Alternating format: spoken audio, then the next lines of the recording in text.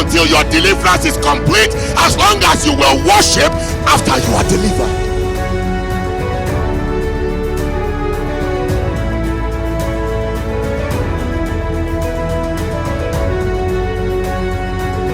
I stand here to tell you the Lord will shake this house for a new thing to happen.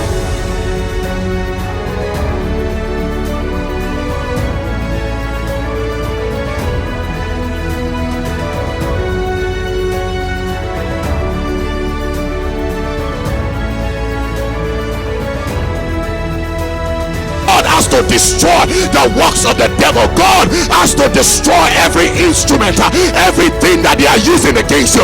God has to show them who is God.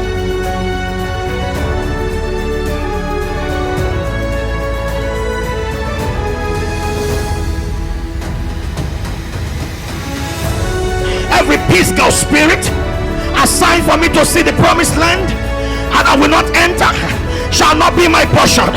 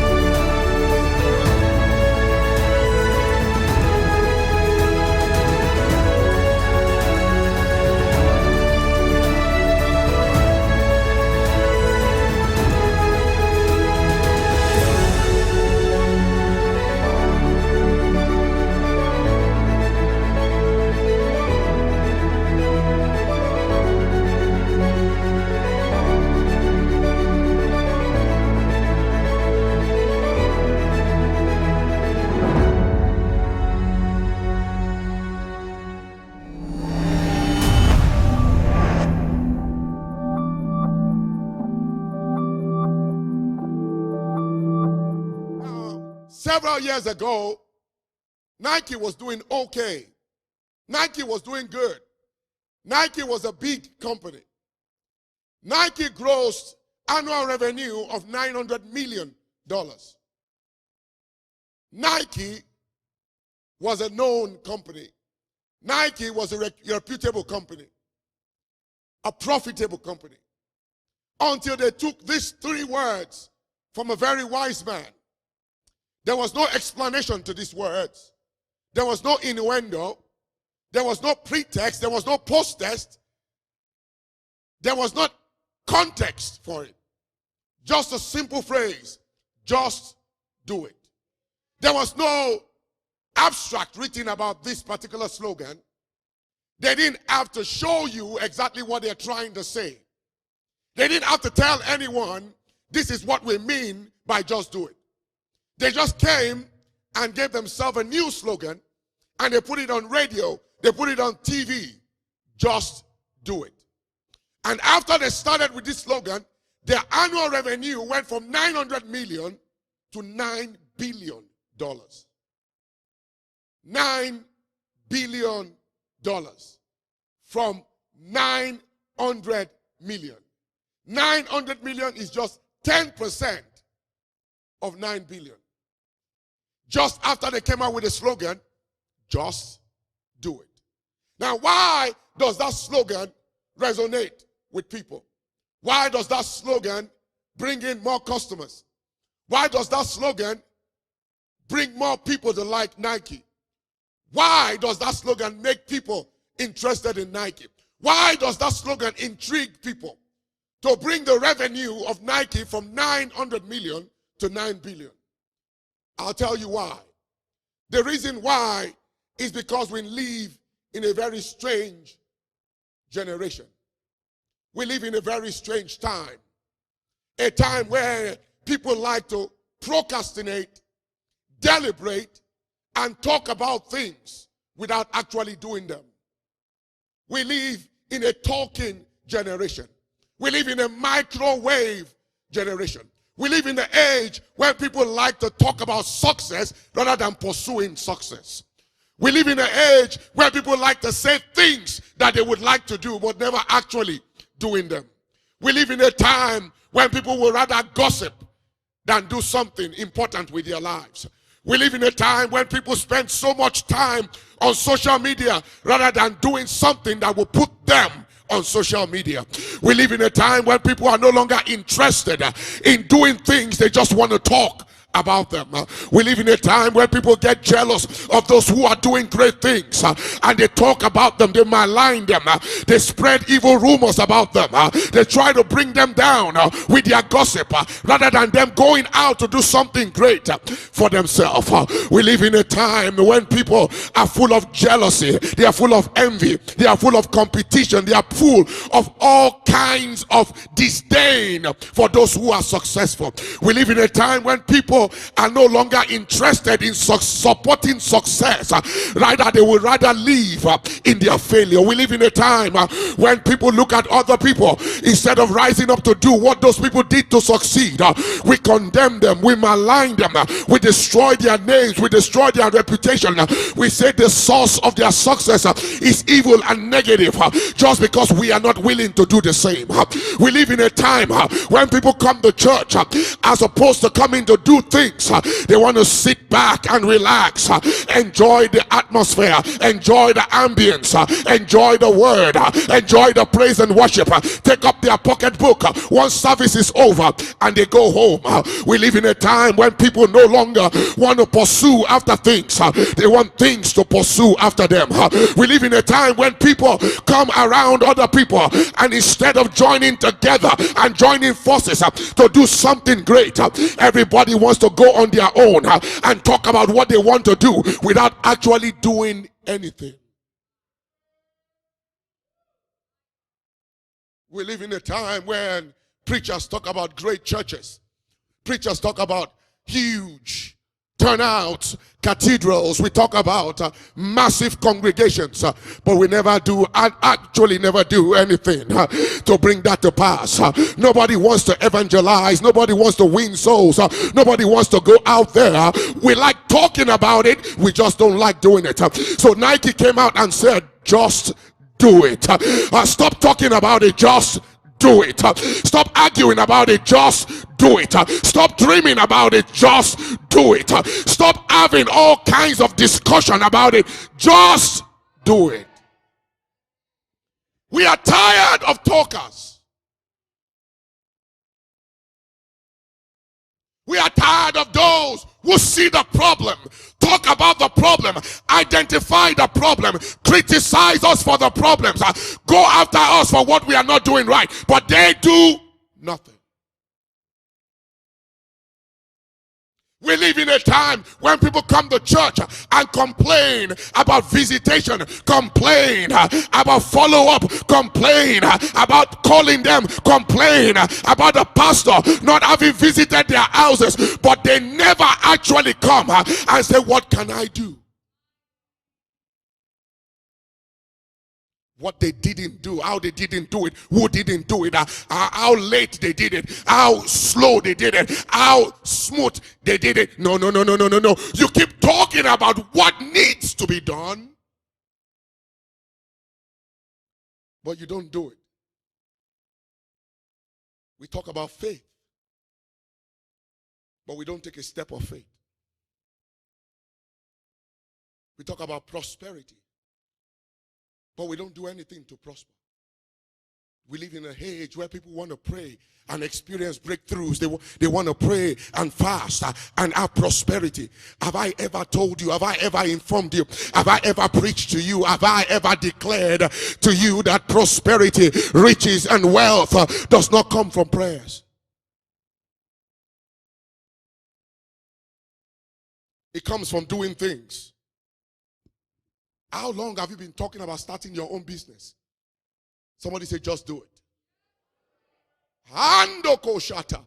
I don't know who I came to talk to this morning, but I'm standing here in front of people seated in front of me, and there are many things that are yet to be done. You have dreams, but you're not doing it. You have ideas, but you are not implementing it. You have vision, but you are not running after it.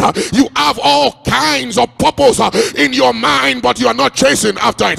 I sit here looking at unrealized dreams. I sit here looking at unrealized vision. I sit here looking at businesses that never kicked off, looking at ideas that never came to fruition. I stand here looking at people whom God has deposited greatness in. But the problem is, what are we doing? What are we doing? You want to be a businesswoman? Just do it. Stop talking about it. You talked about it in 2015, 2016, 2018, 2019, 2020.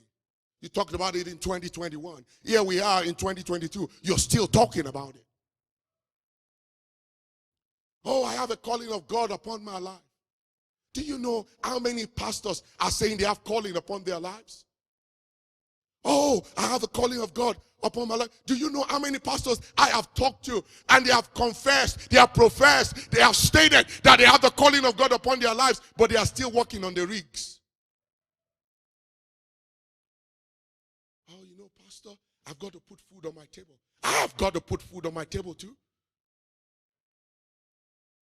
I've got to put food on my table too.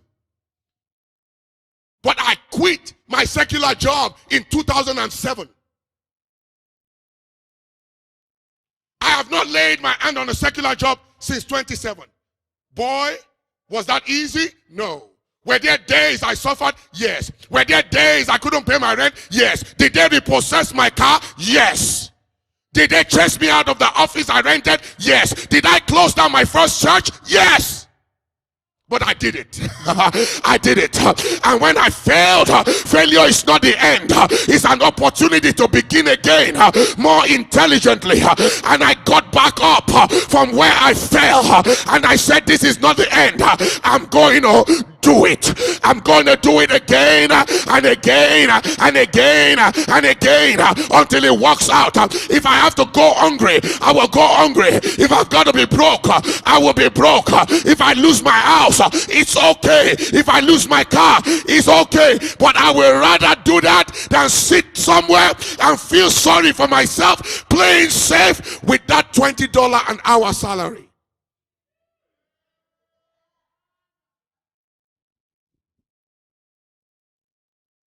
You want to be a business tycoon, but you don't want to take a risk. Am I promising you that your business will kick off the first year? No. It can, but it's not guaranteed. Oh, Shando Kosata. Thomas Edison tried to invent the light bulb. He got it wrong almost 10,000 times. Do you know what it takes for you to fail at something 10,000 times and keep doing it? Abraham Lincoln contested for the presidency 8 times. He won on the 8th time. In the process of contesting for presidency, he had a nervous breakdown. Almost died. But that didn't stop him. Somebody say, just do it. We have too many talkers. Oh, especially among our race. For the majority of us. Black people like to talk. I'm sorry. I'm black too. We talk a whole lot. But we do less. We talk about fixing our countries. Fixing our nations. It gets worse every year. We talk about becoming better people. It gets worse every year. We talk about ending corruption. No, it gets worse every year. We don't like to do, we like to talk.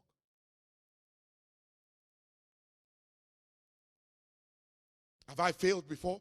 Yes. Am I succeeding now? You better believe it.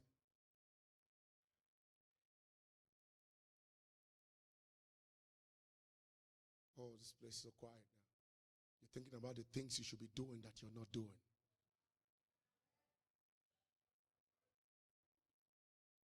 Can we talk? You're thinking about, maybe I need to take that risk. Yeah. You won't take it on my tab, but you want change? If you keep doing what you're doing, you keep getting what you're getting. If you need to get something else, you need to do something else. If you need more, you've got to do more. If you're staying in your comfort zone, feeling sorry for yourself, throwing pity parties, I could be here complaining about what could have stopped me coming to Canada. I could be here right now in Calgary, still at Tuxedo Community Center or Falls Share Community Center, or at that hotel where we were, where it looks like the place was full of demons. I could still be there right now dealing with the Indian spirit and the Hare Krishna and the Hindu and the image that is so scary that even when I come, the Holy Ghost in me rises up. I could be there right now talking about saving some money for us to get our own place, but no, that's not what I did. That's not what we did, TCIC. We rose up and said we are sick and tired of going around, setting up, packing up, setting up, tearing down, going back, going forth. We are tired. We need our own place. Somebody shall just do it.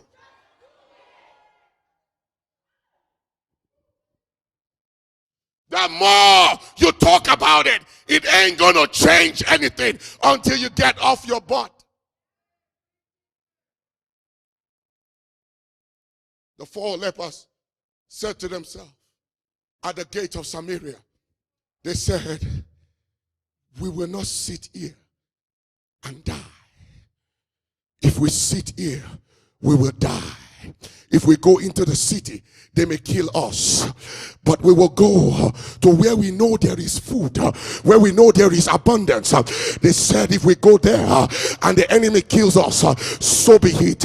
I would rather die trying than live not doing anything. I would rather die trying than live my life without any remarkable experience. I would rather die trying than my name to be forever forgotten. What mark have you made? Who knows you? Who knows who you are? If I punch your name in Google right now and I search it, what will come up? What have you accomplished?